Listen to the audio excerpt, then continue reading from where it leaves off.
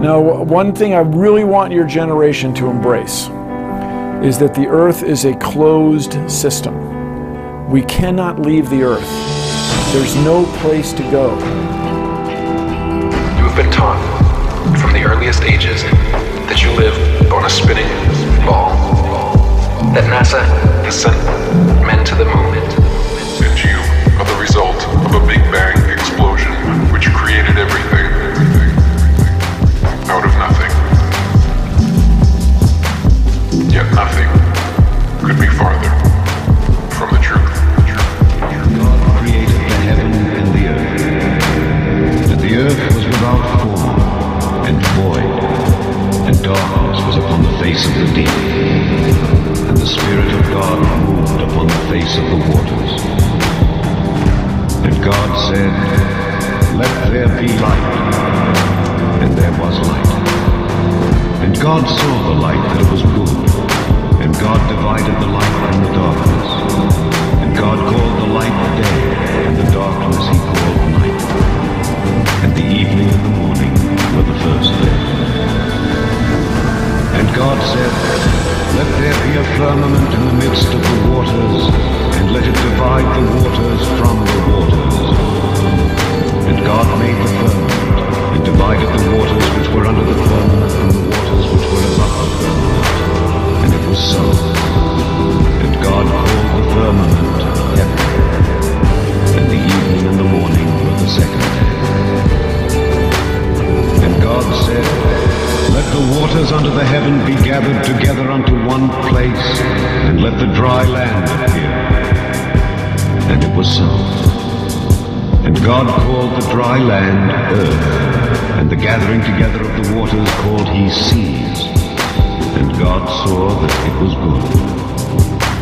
And God said, "Let the earth bring forth grass, the herb yielding seed, and the fruit tree yielding fruit after his kind, whose seed is in itself upon the earth." And it was so.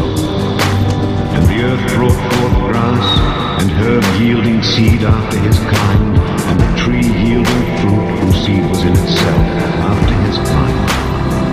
And God saw that it was good. And the evening and the morning were the third day. And God said, "Let there be lights in the firmament of the heaven to divide the day from the night, and let them be for signs, and for seasons, and for days and years. And let them be for lights in the firmament of the heaven to give light upon the earth." And it was so.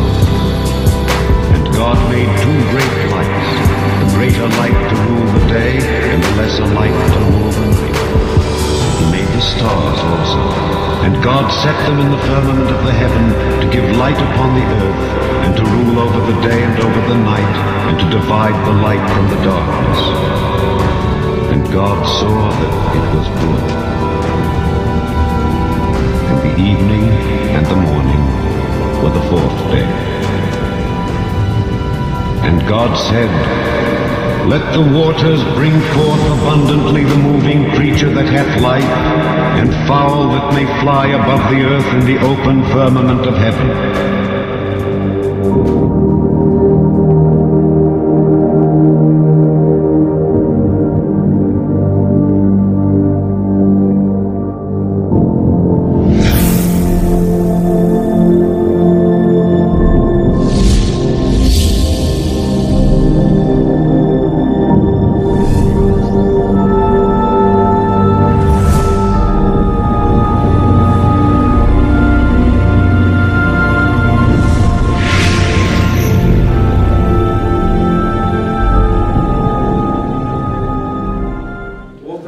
Producer of the Scientism Exposed 1 and 2 documentaries, organiser of the FEIC International Conference in Canada and USA, and sought after speaker and supporter of Question Everything and Take on the World annual events. Robbie enjoys the pastoral and evangelical role he has in seeing people set free with the plain truth. Robbie will be presenting the biblical cosmology account of creation that encompasses not only the shape of the earth, but highlights the shape the world is in. Ladies and gentlemen, put your hands together for Mr. Robbie Davidson.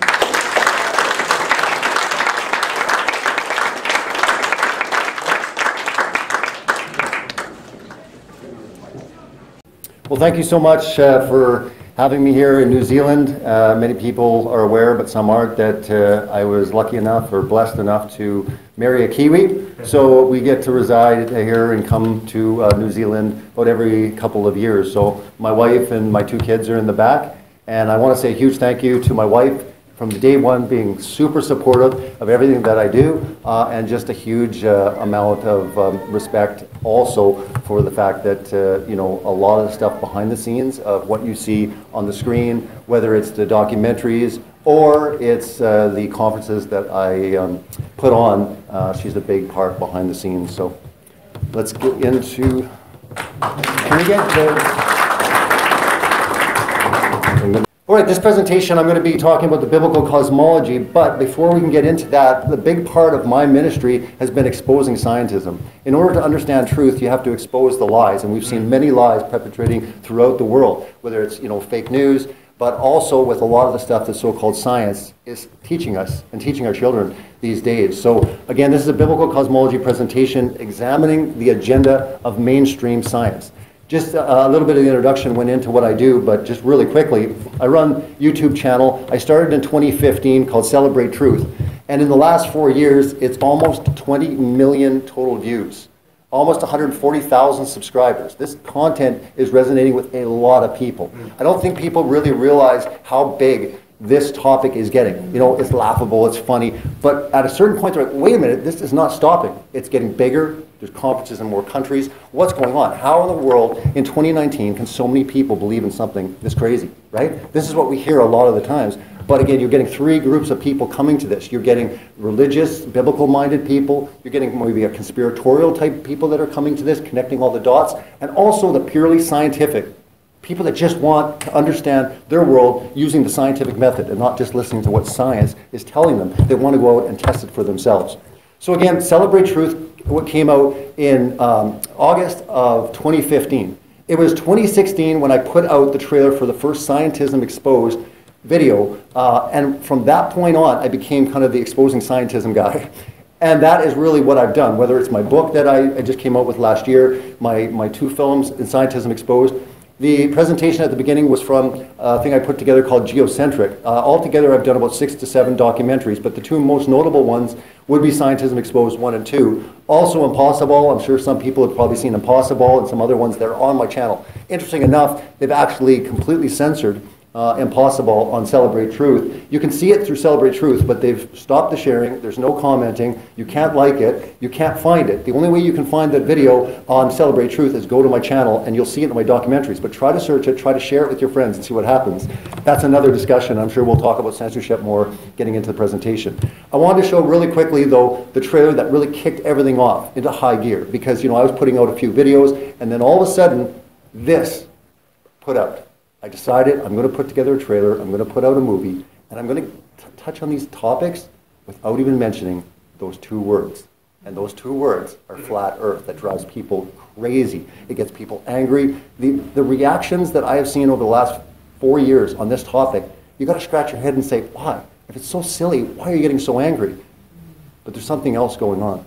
I'm going to go through, obviously they talked about the conferences that I have done. I did the first one in USA there at the Flat Earth International Conference in Raleigh, also Canada. This year we'll be in Dallas in November, looking forward to that. But let's continue on with that trailer of Scientism Exposed 1. We will restore science to its rightful place and wield technology's wonders. Ignorant just simply means you don't know. But if you don't know, and you have the power of influence over others, that's dangerous. If you don't know, and you don't know that you don't know, that is particularly dangerous. There is no debate.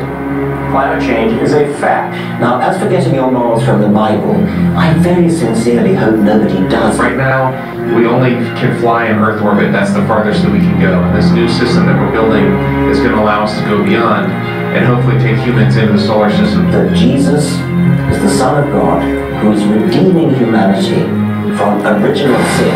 The idea that we are born in sin, and the only way we can be redeemed from sin is through the death of Jesus. I mean, that's a horrible idea, megalomaniacal, sadomasochistic, capriciously malevolent bully. So that's what you think of God? Yeah. How about the recent push to implement intelligent design in school curriculums? It's very bad. Very dangerous. Yes, sir. You don't mess with the children.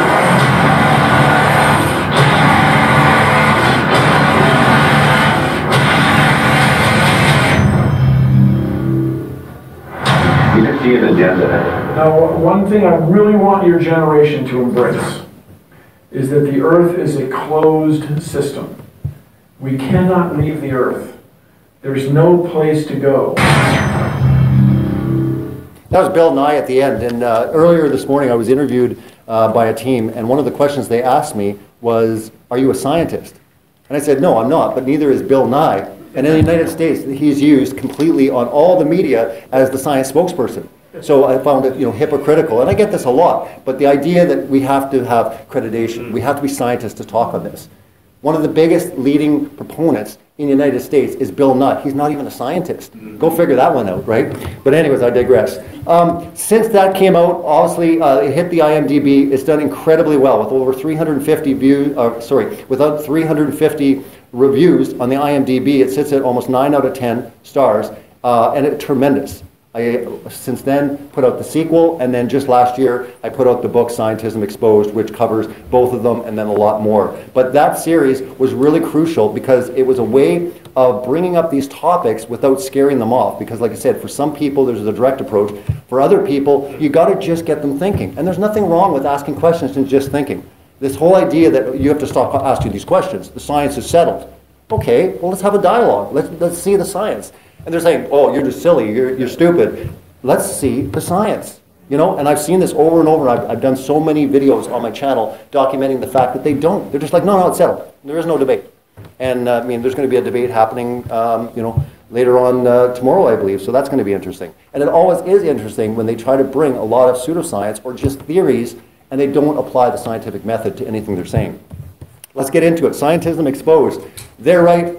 You're wrong. But what does the Bible have to say? Because I come from a purely biblical Christian worldview when I come to my presentations. And like I said, there's many people in Flat Earth that are not necessarily there, but they're coming to the same conclusions as the people that are reading the Bible from a literal point of view.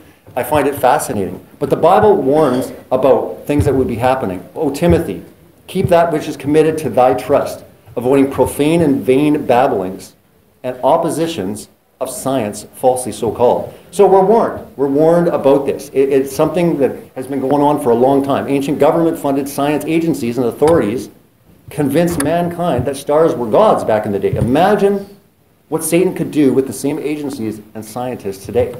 And we're going to get a lot into the stars in this presentation because it's fascinating, because you're going to find that science is using a lot of this star idea, even in spirituality, to merge a lot of this together. And I like to go deep into my presentations, and a lot of my work shows the spiritual deception that's going on behind the scenes. People will say, well, why would they lie? Well, you'll understand when you understand there is a war going on. There's a spiritual battle that is truly taking place.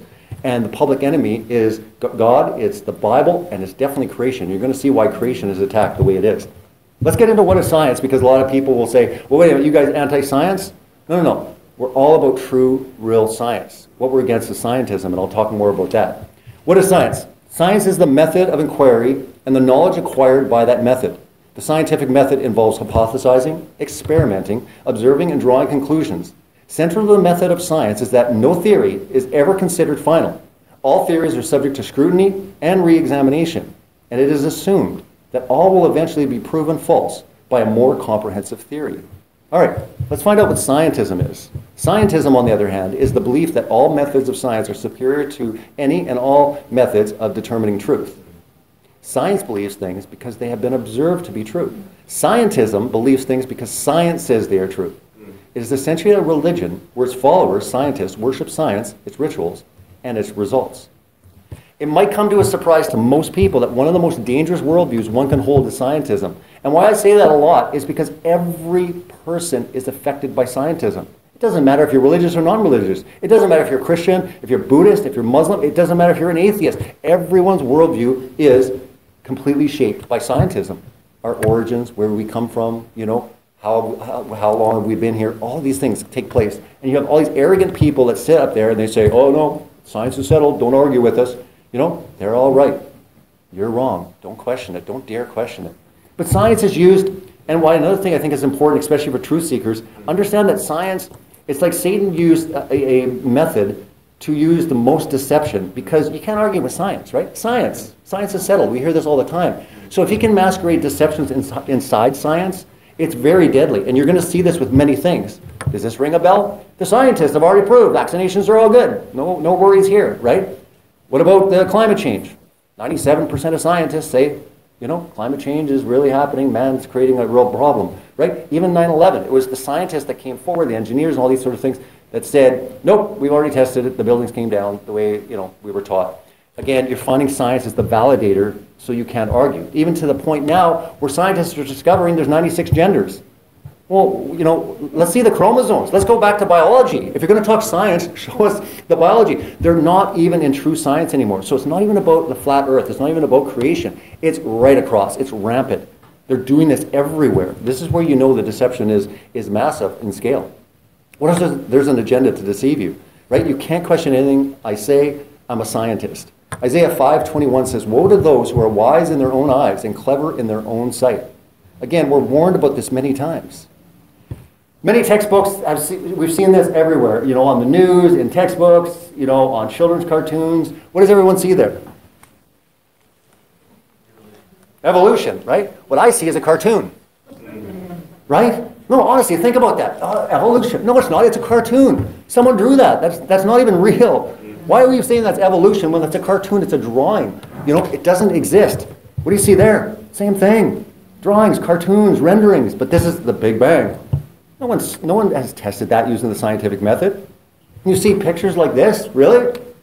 Anyone believe that's real? No, right? Same thing here. Look at the magical, like, fairy dust there, right? But people are like, oh, look at the solar system, right? People are so mesmerized by space. It's unbelievable, right? Right to this. And this is why, you know, many of us are here. Could it be that even the Earth is a cartoon? It's a rendering? It's an image? Really? Like, what about all those satellites? What about all this proof we have? We must have a ton of proof to prove that thing. Well, it's unbelievable to me when you start looking around. There's not a lot. It's crazy.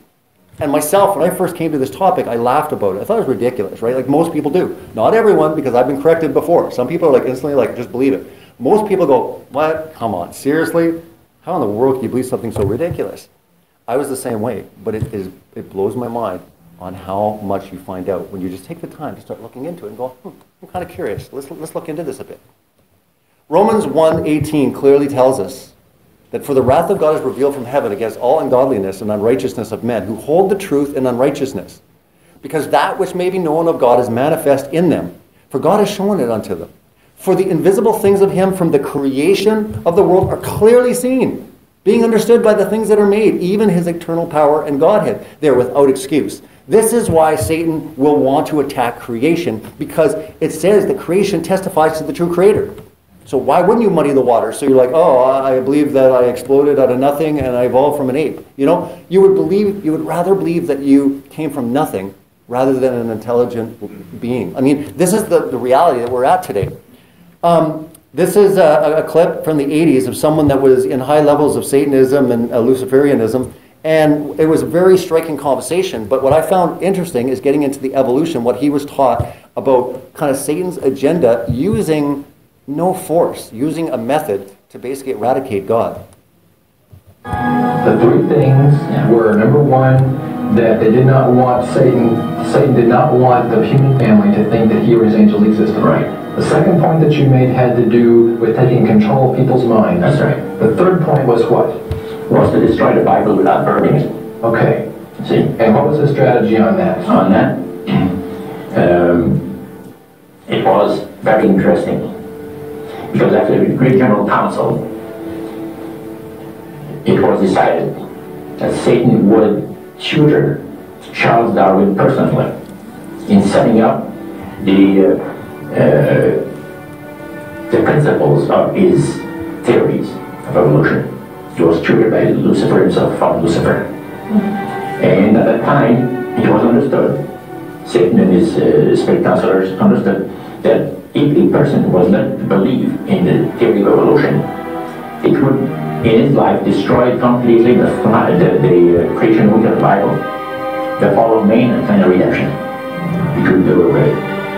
Anyone that teaches a theory of evolution is considered to be a minister of a great religious system. And he said that every teacher of that theory is recognized by the spirits as a person of great value. He and receives a very special unction from Satan himself, giving great power to induce spiritual blindness, to convince and convert through capacities.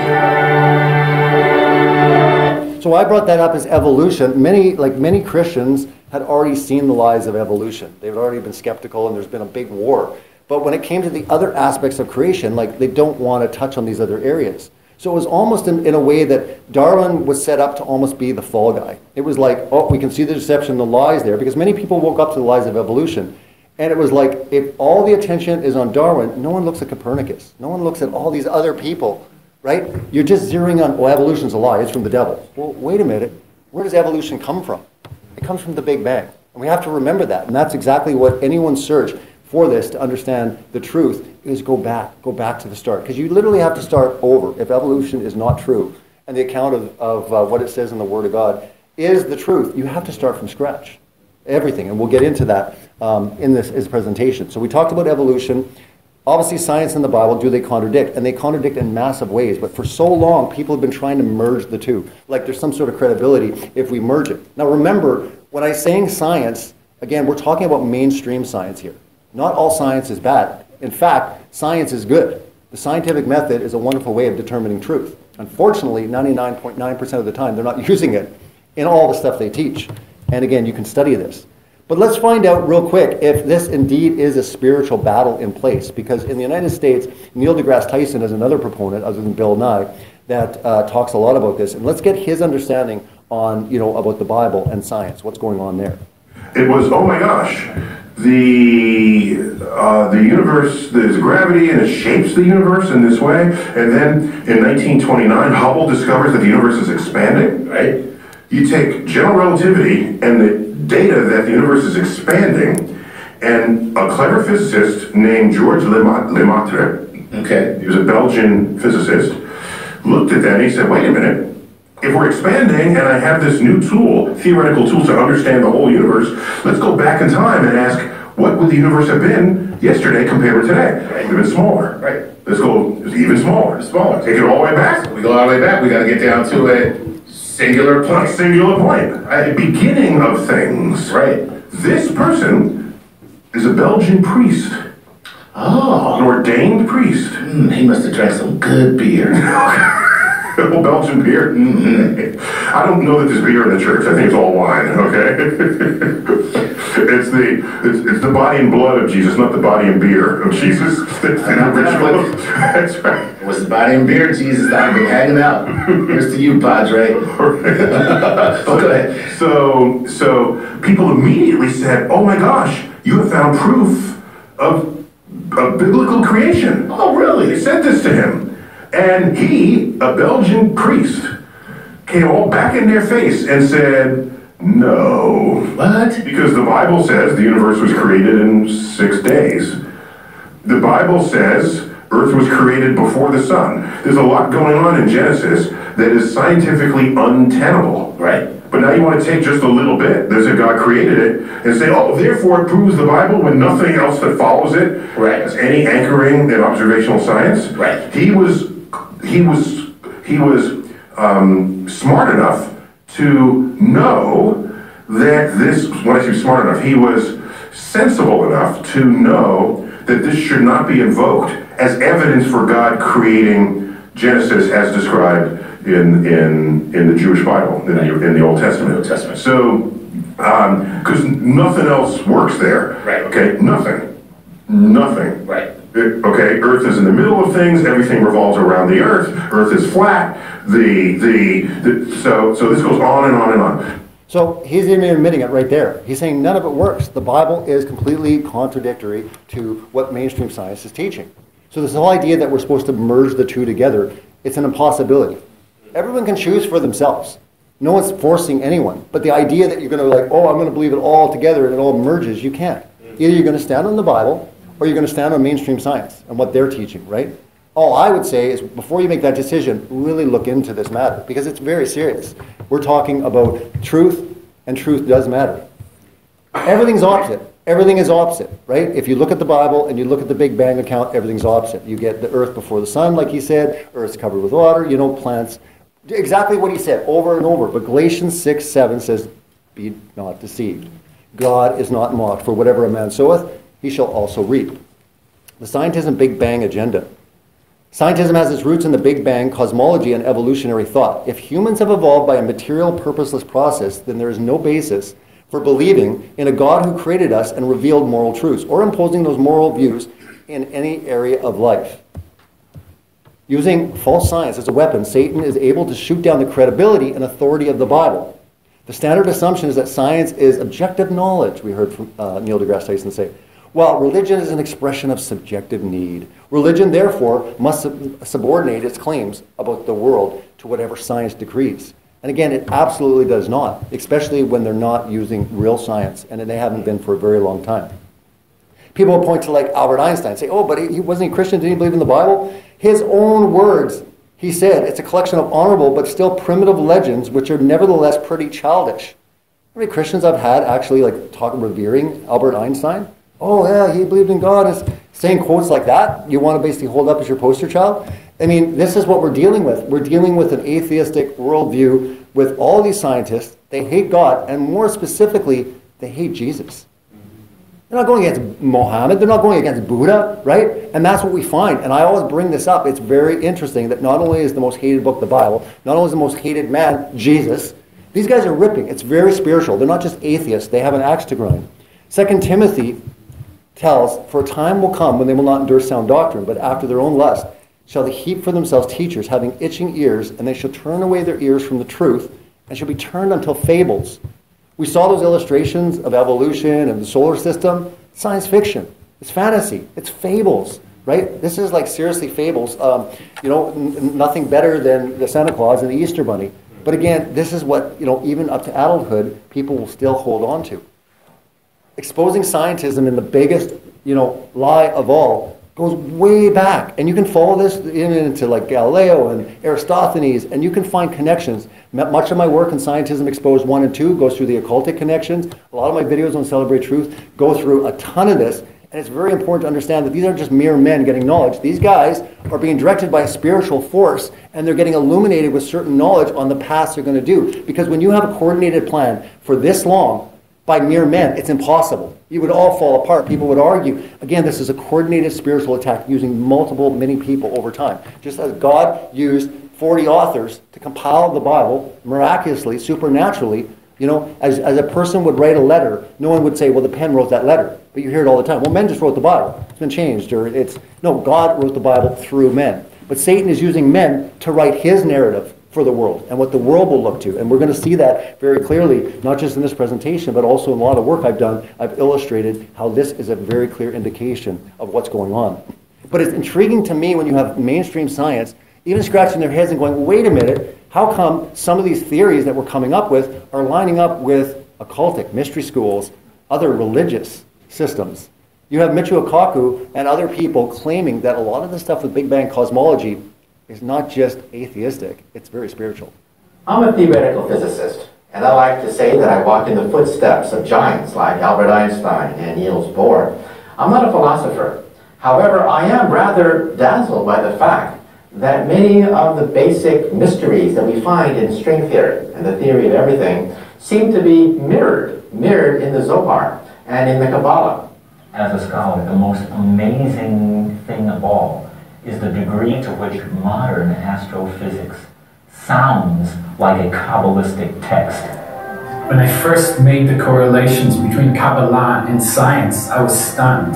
We do know that Isaac Newton had access to certain mystical texts, certain texts of the Kabbalah. Well, the Kabbalistic description of creation is coming from a single little point, from a speck, and of having matter form and time and space form all together at the very beginning. This sounds very much to me like the description of the Big Bang. I couldn't believe that the Kabbalists could derive these truths without really knowing any mathematics or physics. All the things that could destroy string theory, all the things that do destroy every rival theory to string theory, they are all eliminated in precisely 10 and 26 dimensions. These dimensions are magic. These dimensions are magic. We physicists don't know where these dimensions come from. The Zohar says those things. It could have been a lucky guess. I don't know. It's rather amazing. This uncanny reflection of some of the most advanced cosmology that are mirrored in the Zohar and ancient Kabbalistic texts. And take the time to look into some of the Kabbalah, and you're going to see a lot of the spirituality merging together, because Satan clearly is using science versus God. The debate is there, but it's very spiritual in nature. You can go back in time to this man, Pythagoras, right back into 570 BC to 495 BC. And we find the Pythagorean theorem. And many people in this room will know this, some people won't. But let's get into it, because it is how we detect or we calculate the curvature rates of our Earth, right? At 1 mile, 8 inches, 2 miles, 32 inches, 3 miles, 6 feet, and so on and so forth. But what's really intriguing is when you get into this math, we can see too far. We've got major problems. Let's go to the 56 miles, and in kilometers, I'm not sure exactly what it is on here, but let's go to what it is in feet. The Chicago skyline that many people, I'm sure, are aware of, and if you're not, you shouldn't be able to see this. Well, the meteorologist came forward and said, hey, it's a mirage, and we'll get into some other things like this. But what's intriguing is a lot of things around the world we're not supposed to be able to see, and we are. And again, this is based on the Pythagorean theorem. This is based on the curvature rates that are 8 inches per mile squared. It is what it is. And yet, as we'll see, we're seeing way too far. But this is a clip from my documentary, Impossible, and it shows that people are familiar with Rob Skiba and Rick Hummer that basically went out and said, let's put this to the test. And it was intriguing to open up the documentary the way I did in Impossible, showing this clip. Did you know that in Lake Michigan, Chicago, Illinois sits on the western bank of Lake Michigan? You don't know that. Chicago, Illinois, it's a good-sized town. At one time, Chicago was the second largest town in America. Chicago, Illinois. It sits right there. It butts right up against Lake Michigan. Right up against Lake Michigan. You can go 40 miles across the peninsular part of Michigan. I forget the name of the town there. It's in another state. And you can get out there on a boat 40-something miles away from Chicago and look across Lake Michigan, and you can see the skyline of Chicago, Illinois. A meteorologist was talking about what he called what was that thing? A mirage. A mirage. A phenomenon of mirage. That makes sense, doesn't it? That makes sense for the curvature of the Earth. How do you follow me here now? So he was trying to explain to people, how can we 40 miles away see Chicago? What you're seeing here is a mirage. And he was explaining to them how that the light was coming up and bouncing back down, and it was a mirage. You weren't really seeing Chicago by looking straight at it. You were seeing a reflection of Chicago through the clouds and the atmosphere, whatever else is up there. So these guys up there, they got this boat. You've always got somebody like this. They hooked up their cameras. They had to wait for a certain day to come clear enough, because 40 miles is a long way to see, folks. And they got in their boat, and they hooked up their cameras, and they focused in on Chicago, and you could barely see it. Barely, because of the haze in the distance. But they kept their cameras trained on Chicago, Illinois, and they began to cross Lake Michigan. And do you know something? Nothing ever changed except Chicago got clearer. Now, if you're following me in all of this, here's the point. If the Earth is curved, they should not even be able to see Chicago 40 miles away. Is that right? I'm not saying I believe it, but it makes me think. How did they see Chicago? So how did they see Chicago? And again, the meteorologist says it's a mirage. A lot of people aren't buying that story, that it was a mirage. People know what a mirage looks like. But we got a big problem, because in the later part of 2018, going into 2019, infrared really started exploding. where people were seeing incredible distances. This is an absolute impossibility. It's one of the strongest proofs for me and many others. You know, why do you not believe in the spinning ball flying through space? One of them is we can see way too far. Either you got to go way back to scratch and change everything, or we've got a big problem. But we do have a problem if we're taking biblical cosmology into account, because from the very start, the Bible is very clear what we were dealing with. And again, it's a hard thing to reconcile for a lot of people, because they're like, well, wait a minute, this is what the depiction is. Not only what the Bible says in Hebrew cosmology, but every ancient civilization, the Egyptians, the Mayans, you know, they all had the understanding of their world. Now, when people say, well, they were stupid, they were dumb back then, right? We're so evolved now. But again, there's the evolutionary narrative again, that we're progressively getting better and better, right? The Bible is true, whether you know, when you get into the knowledge and understanding of it, for a lot of people, they have a hard time with it. But it's fascinating when it comes to this topic, because many people are coming to the same understanding of our world. They don't even believe in the Bible. Yeah, there could, you know, the firmament, the dome, you know, maybe they don't believe in a dome, but they're looking at it, they're saying, I do not believe that we're on a spinning ball flying through space anymore. They're asking questions. And like I say, it's always good to ask questions. There's nothing wrong with it. I'm not even saying it's important if you're here skeptical, you got to believe this. Take your time. Take a couple years. Take your time, but ask those questions. Don't let anyone ever tell you, you shouldn't ask the questions. You stupid, you idiot, and call you names. We shouldn't have to be put in a position where we're name called and all of these accusations based on the fact that we just want to ask questions. So if you're ever fearful of that, don't be. Because you'll find out that when you start looking into it, most people that are laughing and having a good time, they know nothing of even the model they believe in. It's ridiculous, right? The Bible also talks very clearly about the fact that we're not moving, right? You got 1 Samuel, I mean, here's the verses here. You can look through them. It will not be moved. It's immovable. You know, it's fixed. We have verse after verse, multiple times, not once or twice, multiple times. The earth is not moving. It's everything else is moving. We're not. Now, people will say, well, I don't know if I believe in the Bible. Well, let's go back to science, because if we take science, you can go to Airy's failure, look up these experiments, right? Starlight moves, telescope remains stationary. You have Michelson-Morley, right? No rotation of Earth. The reason why they came up with theoretical nonsense, they didn't like the results of some of these experiments, the Michelson-Gale, the Sagnac. You get into these experiments, and all of a sudden, theoretical stuff started exploding. They got into these ideas because they didn't like the results that were coming back, because they cannot conclusively prove the curvature or the movement of the Earth. Don't let anyone ever tell you that. Because, oh, they proved it. Well, prove it. Use the scientific method and prove it, because I'll stop what I'm doing right now if that's the truth. Because if you can actually prove through using the scientific method that the Earth is either moving or the curvature rates, which they've given us, then it's all over, folks. But the fact is, it doesn't exist, because the Bible is the truth. And our world is exactly what it was that everyone knew up until 2019. It is the same. Another depiction of what the Bible clearly talks about, talking about the sun, moon, and stars. And we're going to get into this, because one of the big things for me was the firmament. Many others, it was the firmament that really resonated with me. But the whole idea that everything is contained.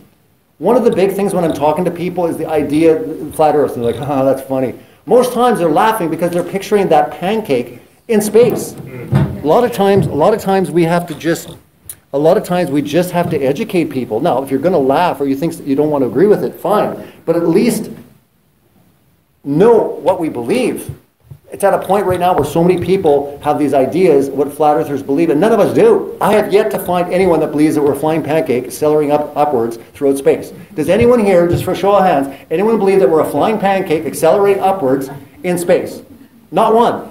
I do the conferences in the US and Canada. Hundreds and hundreds of people. I've asked around. I don't even know where the Flat Earth Society guys even meet. Isn't it weird that they were around for like 50, 60 years? They've never had a conference? They've never had a meeting? They have memberships, but they have no meetings? Why does a guy from Canada create the first Flat Earth International Conference? What about the Flat Earth Society? Well, a lot of people here would be skeptical of what the Flat Earth Society is about. But I'm very skeptical because these guys have so many members, they haven't even had a conference or a meeting. I digress. But the fact is, most people are still thinking when they laugh. Understand, they're not laughing at you. Don't take it personal, because most people just need to be educated. Guys, nobody believes that. You know, and if any media is taking this in right now, understand and write that. No one in the room put up their hand. No one believed in that flying pancake. So if they're going to put a picture, you know, in an article, at least put something more representation to what, you know, a consensus is. Not everyone agrees, we all have differences, but none of us believe that we're a flying pancake in space. Genesis 1:6-10 says, "Let there be a firmament in the midst of the waters, and let it divide the waters from the waters. And God made the firmament and divided the waters which were under the firmament from the waters which were above the firmament." And it's interesting when you read throughout the Bible that even 1,500 years after the flood, you have in the Psalms, "Praise him, ye heaven of heavens, and ye waters be above the heaven." The idea that there was a canopy and the water came down in the flood and it no longer exists. The Bible's very clear that water still exists. There's water up above us and below us. You know, and a lot of people, even people that aren't even biblical minded, are starting to see different things in their research. Are going, quite possibly there might, you know, we know we've been lied to about the whole idea of endless space. Wait a minute, something else is going on.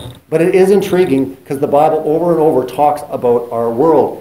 "Hast thou like him spread out the sky, which is strong, and as molten looking glass," Job 37:18, right? We have Amos 9:6, and why this is an important verse for me, it was me and my family, we've actually been kicked out of 2 churches for taking the literal interpretation of the Bible. But we've been asked to leave, like kicked out. One of the verses at the first church was this one. "It is he that buildeth his stories in the heavens, and has founded his troop in the earth. He has called for the waters of the sea, and poured them out upon the face of the earth. The Lord is his name." Now, at that church, this is the King James. Well, what the heck is this troop? In the North American Standard Version, basically, this is the way it renders. And I remember going up to the pastor, and I had him open up the Bible, and I said, "Can you please read Amos 9:6 and explain it to me?" I have yet to hear the explanation. "The one who builds his upper chambers in the heavens and has founded his vaulted dome over the earth. He who calls for the waters of the sea." In some translations, it says dome. But again, this is what we're dealing with troop.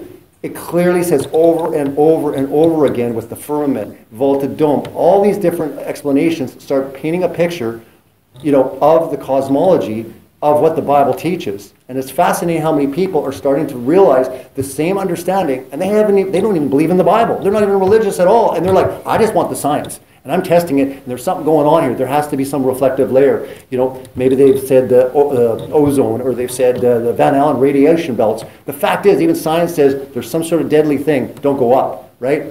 Maybe they can't go, you know, further than what they're saying. Genesis 1:16 says, "And God made 2 great lights, the greater light to rule the day, and the lesser light to rule the night. He made the stars also. And God set them in the firmament of the heaven to give light upon the earth." There's 2 interesting things there. It talks about the 2 great lights, and again, it gets into the stars. Well, it's interesting when you read the Bible, and you know, people say, "Well, you know, you shouldn't take the Bible literal." Well, you take Jesus literal when he was talking about literal things? Jesus himself said that all the stars are going to fall to the earth. We got a big problem. If what mainstream science is telling us about stars, if one of those suckers come to the earth, I mean, it's over, right? Something might be different. Maybe they're smaller and they're closer than what we've been taught. Again, this is what the Bible says, but a lot of people, and we'll get into it, I know that Dave Marsh will be talking a lot about it in his moon explorations and even looking into the stars. A lot of people with the technology are starting to look up in the sky and ask questions. But the Bible clearly talks about interesting things. In a one case scenario in the King James, it talks about in 2 Kings 23:5, the Hebrew root is mazalah, which means constellations. There is no planets mentioned in the Bible. Well, people say, well, what are the planets? What if they're wandering stars like everyone always knew they were? Yes, they're different. I mean, the Bible even says that all the stars have different glories, right? And what's intriguing is when you take high lens optics, like a P900 or a P1000, I mean, you literally can zoom on the moon, like incredibly close. I have one. It's fascinating. Start zooming into stars. Zoom into the moon. Explore your world. That's the sun, right? When you zoom in, you see stars. 2 different things. But we're taught that all, they're all suns, right? We're all taught that. The Bible says there's one sun, one moon. Yet mainstream science tells us there's billions and trillions. And what I'm saying is everything that they say is opposite to what the Bible says. It clearly, you can't have both. That's the point, right? And it's time to challenge the scientists, the so-called scientists, and say, okay, let's go back to real science. We're cool with that. We're cool with that, because a lot of us really just want the truth. We're truth seekers and we want the truth in this investigation. But going back to the star connection, because it's very intriguing, and interesting enough, this is the very first video I put on YouTube back in 2015 of August, was the star connection. I did a video on stars, but even Neil deGrasse Tyson talks, interesting enough, about where we come from. Where are we from? I mean, we've been told that, it's from the goo to the zoo to you.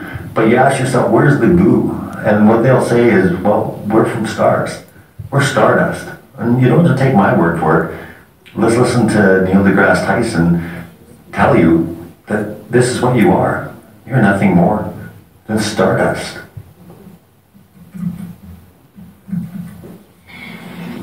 We are stardust. Yes.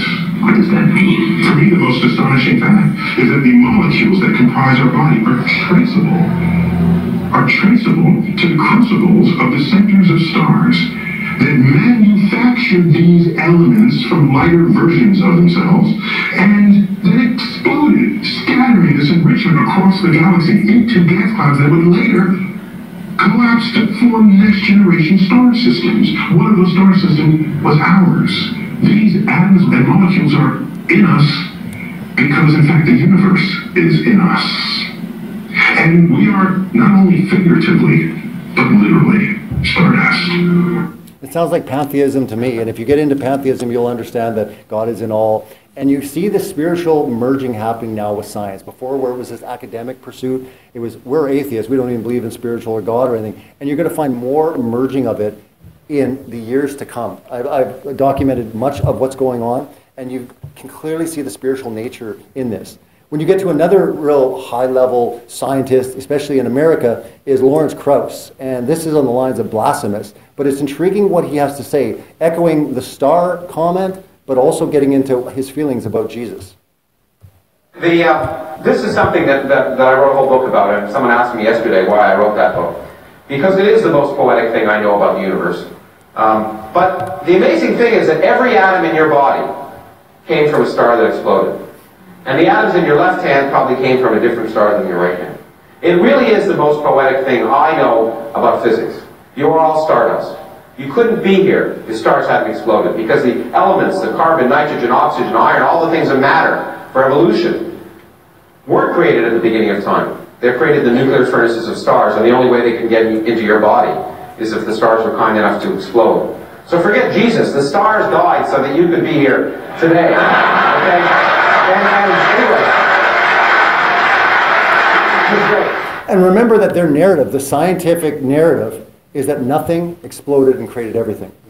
That's science. That's not a joke. That's not my theory. That's exactly what they're teaching children. That's exactly what the scientists will say. Nothing exploded and created everything. And we're crazy? Unbelievable. We're in exposing scientism, but this is where it shifts into getting into a lot of not just science, but also the proponents of the space agencies. Because again, when we're talking about this subject, so many people will bring up, when you're talking about the Earth, they start like pointing in the sky. I'm like, we're talking about Earth here. You know, have you ever noticed that when you bring up this topic, flat Earth, everyone basically, what about eclipses? What about this? What about gravity? It's like, why don't we talk about the Earth? Can we conclusively prove the Earth from Earth? The answer is no. Honestly, it blows my mind. I've been everywhere, I've asked everyone, it does not exist. All they have is like, how do you explain this? How do you explain that? They don't have scientific method applied to testing the Earth. Hopefully it will happen. Many people are trying to find out the truth by applying the scientific method, determining the curvature rates, what we've been taught, and also, does this place move? So far, from an empirical scientific standpoint, it does not. But the Bible also says that from the very beginning, the Earth does not move. Everything was created for us. Hence, we are unique. We're not a random accident. You know, the idea, and you wonder why people don't have self-esteem, and there's problems in the world. People are taught that they came from monkeys, they came from animals, they exploded out of nothing. I mean, what kind of dignity, what kind of value do you have? And it's not about having value, it's about common sense. Would you rather believe that you came from nothing? Or would you at least attach something to it?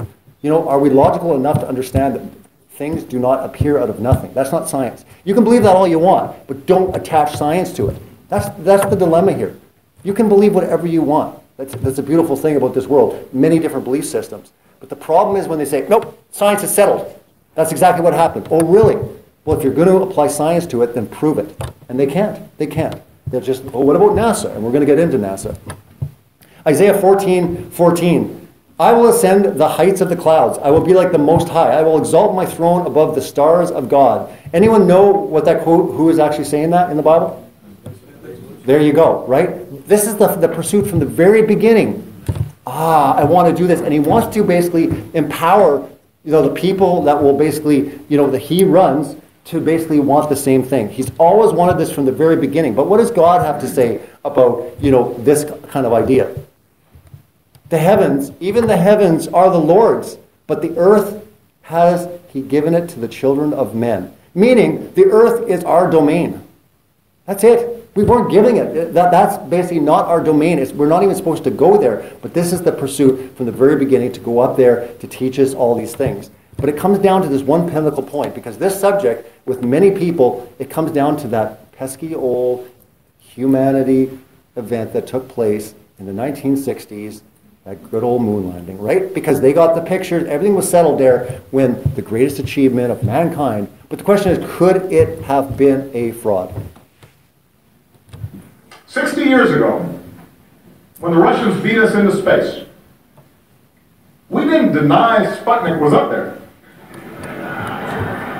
We didn't argue about the science or shrink our research and development budget. We built a space program almost overnight, and 12 years later, we were walking on the moon.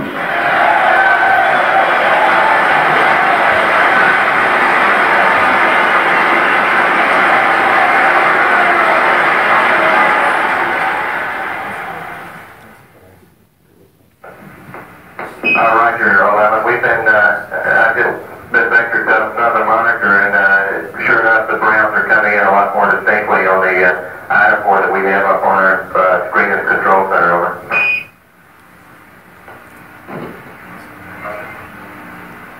Okay, well, hold on to your hand. I'm going to turn you upside down.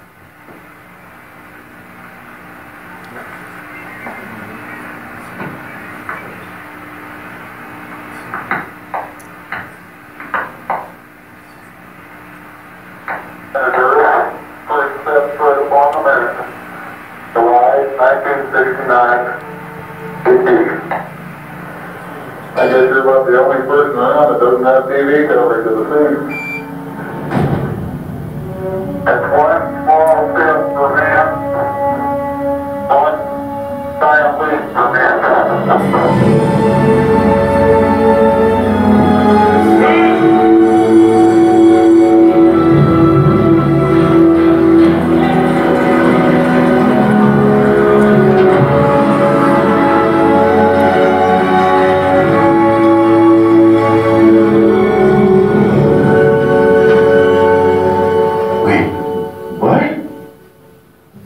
Soundstage in New Mexico. That never happened. Let each man say what he deems truth, and let truth itself be commended unto God. That's from my documentary Impossible, and it was a way to open up the film just to kind of grab people's attention. But whether we know what really happened, the idea is it's been 50 years. This is the 50th anniversary of the moon landing. All right? And with most people, they hold on to this, like, oh, of course, we can do this. No other country has ever done it. They've never put a woman on the moon, right? All this idea that they had this technology in the 60s and 70s, and in my presentation, you're going to hear quotes of them talking about that they can't do it. They don't have that technology anymore. And you're like, wait a minute, all this technological advances, and yet in space, it's going backwards? Oh, but we're going to Mars, we're going to Pluto, and we got rovers driving around, and it's just like, there should be moon bases by now. People say, well, it's boring, they've already been there. That doesn't hold water, and it's not with a lot of the millennials and the next generation. They're not buying it, because they don't have this great pinnacle moment that happened. They're like, not buying it. I sat with someone on the plane one time, and we started talking, and how we got into this topic was the moon landing. A lot of him and his friends aren't buying it anymore. I don't know, like, why aren't they going back, right? They could do it in the 60s and 70s. The processing power on the Apollo computer, are you ready for this? It's just unbelievable, the megahertz power in it. The Commodore 64, for people that maybe remember computers way back, the Commodore 64 was 64K, okay? Now understand that 1000K is 1 megabyte, and 1000 megabyte is 1 gigabyte, all right? So keep in mind the Commodore 64 has 64K of megahertz processing power. The Apollo, look it up, 4K. 4. And you want to believe that is the onboard computer system that got us to the moon? 240,000 miles away. And the furthest that they have been, they say, in the last 50 years is low Earth orbit. We're going to see it right away. is about 200 miles. What's going on? What's going on? And they'll even say, oh, someday we're going to go off and we're going to do this. There's a problem. They're admitting it. And I would say this is the one big thing that should make anyone think and go, that is kind of strange. That's why I did Scientism Exposed, to get people thinking, wait a minute, maybe flat earth is so ridiculous and off scale for you. But you're like, if there's a possibility that they lied, first of all, why would they lie and how far could they go? But it makes people think. And for me, my work is all about just making you think. I'm not telling you what to believe. Go and do your own research. I love about flat earthers. A lot of them will stand up and say, listen, don't believe a word I'm saying. Go do your own research. It really throws people off. They're like, did he just say, don't believe me? Like, I thought they were trying to... It's really awesome because we're saying, don't just listen to authority. Don't even listen to what I'm saying or my presentation. Go research it for yourself. There's nothing wrong with it. We find in NASA and the space programs, you see nothing but spiritual occult connections, even with their projects like Mercury, Gemini, Apollo even. When you get into the obelisk and you do research and you find out, you see striking comparisons, especially when it comes to the rockets. You've got Thor, you've got different expeditions that are done that are very, very strange. But you've got a very, very strange one when you've got Operation Paperclip. You've got Nazis coming in to basically help begin NASA. This is the truth. Look it up. And it's just like, it's startling. But so many people are not aware that the origins of NASA and many space agencies have very sinister beginnings. Look up Operation Paperclip and ask yourself why some of these guys were SS. These guys were heavy duty, including Wernher von Braun. And when you find connections with the beginnings of NASA with Walt Disney, you got Ron L. Hubbard, Jack Parsons, JPL. I mean, in the United States and CBS, they just did a series called Strange Angel, where they showed a whole documentary series on Jack Parsons on CBS All Access, I think it was. They didn't even hide the occultic satanic connections with him. It used to be in the past where you look into Jack Parsons' JPL laboratories, they all scrubbed everything. Now they're at a point they're like, let's just glorify it. They showed him in sex magic and they showed him in rituals. And this guy's a wicked guy. You got him with Aleister Crowley. He was considered the wickedest man in Britain. He was literally kicked out of the country. He admitted to human sacrifices, just wicked, wicked stuff. He's the patron saint of like almost many really amazing, huge rock star acts, in the world. You see connections with these guys. You're wondering, what's going on with these kind of connections together? Jack Parsons, Ron L. Hubbard. For people that aren't aware with Ron L. Hubbard, he's the guy that basically started Scientology. You got all sorts of problems with them. Walt Disney and Wernher von Braun. And we're going to talk more about Wernher von Braun because it's intriguing, what he basically had to say. Jack Parsons, the father of modern rocketry. And you get into it, and it's admitted that he's a Crowler follower, he's into sex magic, he worshipped the god of Pan, a lot of his inspiration was coming out of this. Really quickly, I wanted to draw the connection because with Aleister Crowley, and you're going to find a lot of interesting things. Now, we heard from Lawrence Krauss and also Neil deGrasse Tyson and other people talk about stardust. You came from stars. We see this reoccurring theme with the stars. Well, let's hear what Aleister Crowley had to say, or what the being that conveyed all this knowledge to Aleister Crowley had to say about stars. Following their fateful ritual in the Great Pyramid, Crowley's wife Rose mysteriously proclaimed that the equinox of the gods has come. The alleged superhuman intelligence contacted by Aleister Crowley during his visit to Egypt was named Aiwass, who declared, "I am a god of war and vengeance," and then dictated to Crowley a work called the Book of the Law, which prophesied wars and revolutions, leading to the collapse of Christian civilizations and the dawn of the Aeon of Horus. Crowley's Bible also proclaims the law of Thelema, usually summed up in 3 mantra-like verses. Do what thou wilt shall be the whole of the law. Love is the law, love under will. And every man and every woman is a star. According to another Crowley student, Kenneth Grant, Aiwass is an extraterrestrial from Sirius, the stellar representation of the Egyptian goddess Isis. So we see this connection continually when it comes to Aleister Crowley, when you get into the Freemasonry connections, when it comes to space agencies, especially like NASA. Here was the 10th anniversary of the moon landing. I mean, many people see the symbology in there and they've done their research. Look it up. I mean, it's right in our face. You've got these guys that are very high level Freemasons that are in there. But let's get to this guy. Anyone know who this is? because let's get a little bit outside, more modern or whatever. It's interesting to me that it was like I had people that were calling me up that think, you know, the stuff that I talk about and the stuff that I research is way out there. They don't believe it. But they called me up and said, wait a minute, really, that car? That was supposed to be real? Even the car would get them thinking, going, really, that looked pretty fake.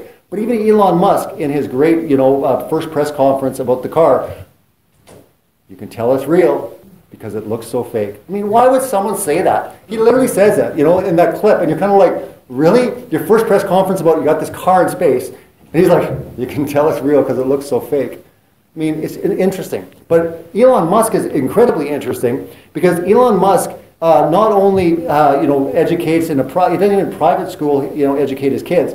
He actually created his own school for his children that's so secretive, nobody knows what's being taught in there. It's called Ad Astra, which means towards the stars. And if you actually look into it, you will find that even the media can't even get in. They don't even know what he's teaching his children. You're seeing a lot of really weird connections with a lot of these guys. It's not just NASA. I'm not just picking on one, you know, area. People will say, what about these independent businesses? Everyone's all connected. It's not just the government agencies.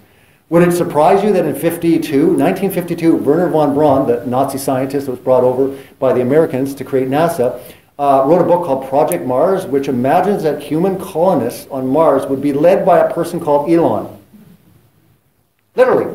He like wrote a book, and they're on Mars, colonizing it, and the leader on Mars is Elon. I mean, you can't even write this stuff. It's almost like, are you kidding me? It's like right there. It's just funny. I'm not saying there's a direct connection, but are you kidding me? Wernher von Braun writing a book about, you know, one day having a colonization on Mars? Because notice all the talk's not about the moon now. It's all Mars. We're on Mars. We're going to grow vegetables, and we're gonna live there. And it's like, guys, you haven't even mastered. You can't even get out of low Earth orbit, and you're going to like start living on Mars. But even Elon Musk is talking about one day, hopefully, maybe even dying on Mars, you know? So it's very strange, the connections with Mars. You can go into many avenues in this investigation, but this is one way to really get people thinking, but why is all this stuff interconnected, right? Why are Nazi scientists being brought over? You know, almost 100 of them to start NASA, right? Let's get to Wernher von Braun, and let's end with him real quick, because on his tombstone is Psalms 19:1. Now, I look at this, could this possibly be a deadbed, you know, confession? Could it be that all of a sudden he was wanting to leave a clue? Because why does basically the father of like NASA, one of the great minds and stuff, leave with Psalms 19:1? The heavens declare the glory of God, and the firmament showeth his handiwork. Why is he talking about the dome? Like, why would he be talking about that? It's intriguing. But for people that are skeptical and saying, well, you're bringing up a lot of Bible stuff, and I'm not sure, you know, if I'm convinced there, let's get a couple quotes of them saying it directly about what they can do present day and what they can't do. I'd go to the moon in a nanosecond.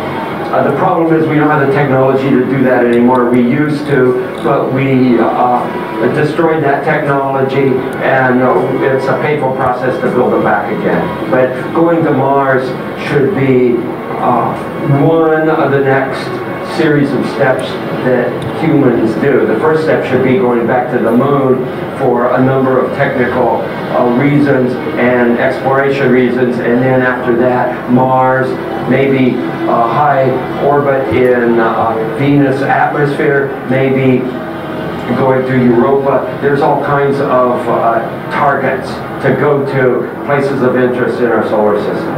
The only limit to a human future is in our own imaginations.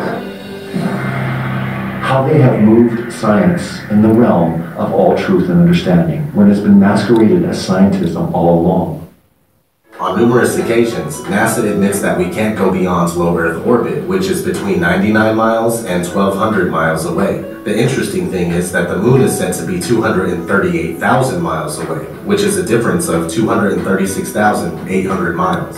Right now, we only can fly in Earth orbit. That's the farthest that we can go. And this new system that we're building is going to allow us to go beyond and hopefully take humans into the solar system to explore. So the moon, Mars, asteroids, there's a lot of destinations that we could go to, and we're building these building block components in order to allow us to do that eventually. Now, one thing I really want your generation to embrace is that the Earth is a closed system. We cannot leave the Earth. There's no place to go. It is 3,600 miles above Earth. 15 times higher from the planet than the International Space Station. As we get further away from Earth, we'll pass through the Van Allen belts, an area of dangerous radiation.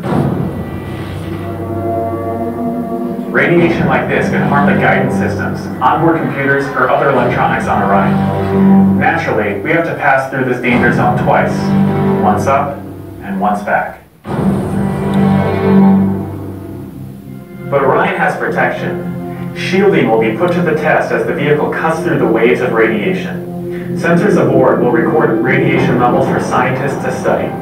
We must solve these challenges before we send people through this region of space. For this flight, it's time to head home. Yeah, so when we get into scientism, it's nothing but Satanism without the robes. Again, they wear like a white lab jacket and all of a sudden they're esteemed. It's a fanatical cult that demands blind faith as unproven theories and absolute truth. We're seeing this with so many different areas. We can run through different projects like Prometheus, where you see the occult connections, where it talks about this God, gave man breath of life and, just a wicked God. And yet here it is, the gift of science to liberty, Prometheus, right? You see the connections continually. You got CERN. Why is Shiva, the god of destruction, outside of a scientific agency? They're trying to recreate the Big Bang. And you've got Shiva, the god of destruction, sitting out there. This is very spiritual. And again, it's important that people see the connections and ask those questions, like why are some of these secular or scientific organizations uttering all this stuff? It's very, very suspicious, trying to create the Big Bang. But you have NASA, you got JPL, you got CERN. Or are you going to believe the Bible? Right? It all comes down to this, and it comes down to, is the Bible the truth? And it's important to take the time and look into it, because if it is the truth, it will change your life. And Satan has been on an agenda since day one to keep people away from the truth. It says that the truth will set you free. And the only person in history that not only said, hey, this is the truth, he claimed to be the truth, was Jesus. He's the embodiment of the truth. Jesus is the most important in this discussion. That's why he's railed at with these so-called atheist scientists. That's why you're going to see constant connections. But most importantly, the Bible clearly says in Colossians that Jesus is not just the Son of God, he's also the Creator. All things were created by him and through him. It's a fantastic thing to understand that we're dealing with the idea of the Creator of all things. And in all the research and all the stuff that I do, it's all coming back to the point that they're trying to hide the true Creator of creation. They don't want people to see the truth. And I implore everyone to take that time to study things out. Ask questions. Don't allow people to ridicule you or laugh at you or say that you shouldn't ask questions. The science is settled. Ask those questions. And if you already are on board, then take the time to talk to other people. And it's not about making them believe. It's saying, let's have a discussion. Let's look at this together. What do you think? Some things aren't adding up. We have problems with a lot of stuff that we're seeing in our world today. And it's time that we expose the world's lies and celebrate truth. So thank you.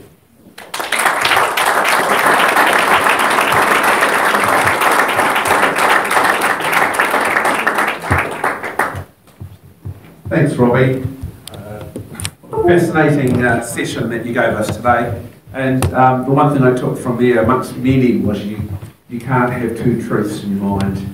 You have to pick one or the other, and I think that's what the challenge is for us. I also appreciate that we've got someone like Robbie who spends so much of his time researching this information, finding ways to enlighten people and give them ideas. And I think I really congratulate you on that, and also appreciate the time you've taken this morning to address our conference and hopefully encourage us to rethink some of the things that we've been taught. Not only as we've been growing up, but from newspaper, from media, and from science, and from the Bible.